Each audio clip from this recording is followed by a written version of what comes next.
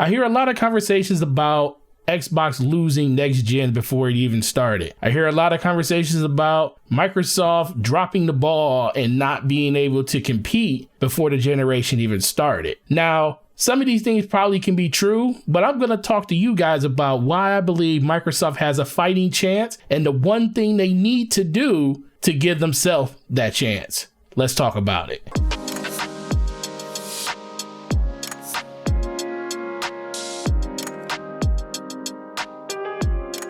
What's going on, guys? It's your boy Gaming Forte, and I really appreciate you watching this video. So make sure you hit that like button, hit that subscribe button, share with all your friends on social media. It definitely helps out the channel a lot. But on to what we need to talk about. All this chatter about Xbox not even competing in the next generation is kind of crazy. I feel like Xbox has been in a great place for the last 6 to 7 months with the May event withstanding. I still think it was just a bump in the road and they still have a lot to prove, but that doesn't destroy all the hard work they put in over the last few months.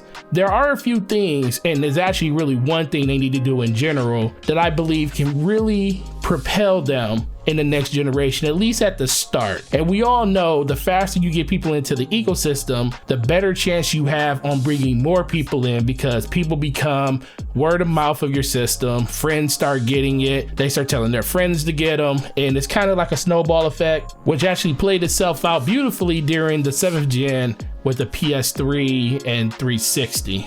I believe that was the 7th gen. God dang it, I could be wrong, but I'm not about to go back and re-record that. So yes, this happened before. And what was the common denominator then? Xbox released a year early. This was huge for them. Xbox releasing a year early gave them the cushion they needed to withstand Sony throughout the whole generation. And Sony did make that comeback. They ended up selling more systems during that generation than the Xbox 360, but a lot of people consider the Xbox 360 the winner due to all the games and the services they had that most people really loved about that system. To most people, the Xbox 360 was the best system they ever released. I mean, they only released 3 up until this date, but you know what I mean. So fast forward to this holiday. What's on the horizon? We have the new Xbox and we have the PlayStation 5, and Sony is coming off of one of the most successful console gens they've ever had. You know, PlayStation 2 was the most successful, over 150 million. PlayStation is north of 110 million at this point, and it's still climbing. If it wasn't due to this pandemic, it could be probably close to 115 to 120. We don't know what the ceiling on the PS2 is. We do know that they're pulling the ripcord on it pretty early compared to what they did with the PS3. PS3 sold for at least another couple of years in Japan before they finally did cut production on it. So we don't know what the ceiling on the PS3 is going to be, but I mean the PS4 is going to be, but we do know it may not reach the heights of the PS2.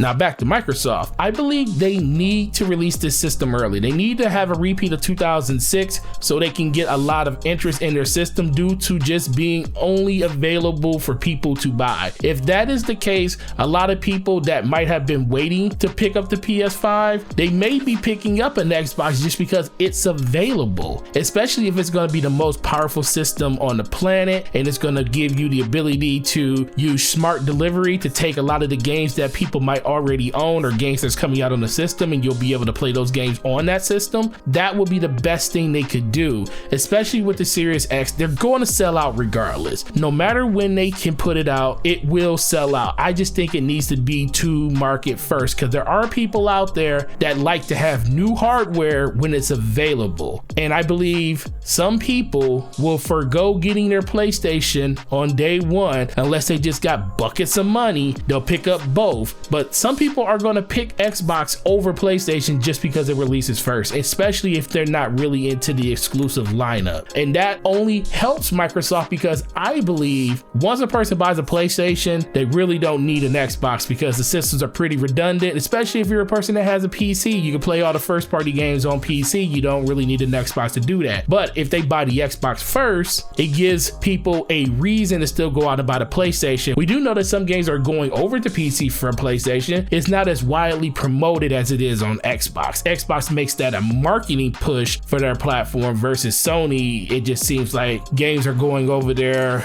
not in a day and date state, but they are going over there. We just don't know when. So I think there's a little bit more familiarity when it comes to PlayStation games and stuff. People identify the platform with the games that they play on. So that is a reason I think Sony will still sell systems no matter what. Where Xbox has spent the latter part of this generation just trying to convince people to play their games anywhere. So get this Xbox out as soon as possible. Get as many people in that ecosystem as possible before the PlayStation releases. And I think Microsoft will set themselves up for a great ride this holiday, because if they follow that up with the Lockhart during the holiday season, guess what? There won't be any PlayStation 5s available. Those will already be all sold out. There won't be any Series X's available. Those will probably be already sold out. You won't get restocks on those at least until after Christmas or January or February. But guess what? If they can release that Lockhart and sandwich it right in between Black Friday and Christmas, and it's the only system available outside the Nintendo Switch, I think Microsoft has a winning formula right there. But this is all predicated on them releasing first and beating Sony to the punch. I don't know if they're going to do it, but if it was me running that promotion or that marketing, that's something that I would do. Only time will tell. We're only a couple months away, a month if most, to knowing when these systems are going to release and what the price points on them. And I'm very excited to see that.